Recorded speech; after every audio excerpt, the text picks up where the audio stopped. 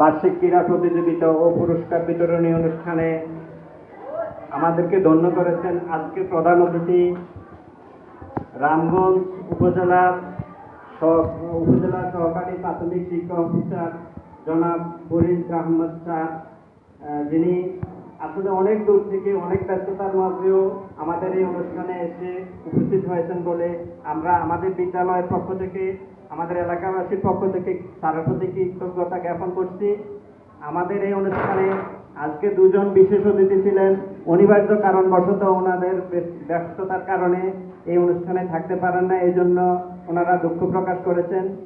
আসলে প্রতি বছরের ন্যায় আমরা আমাদের বার্ষিক ক্রীড়া প্রতিযোগিতা পুরস্কার বিতরণ অল্প কিছুক্ষণের মধ্যে করতে যাচ্ছি। তো এই অনুষ্ঠান করার ক্ষেত্রে আমাদের যে আর্থিক সাপোর্টের প্রয়োজন, এই আর্থিক সাপোর্ট আমরা যেখান থেকে যেভাবে পেয়েছি, যাদের মাধ্যমে পেয়েছি, তাদেরকে আমাদের বিদ্যালয়ের পক্ষ থেকে আমরা কৃতজ্ঞতা জ্ঞাপন করছি।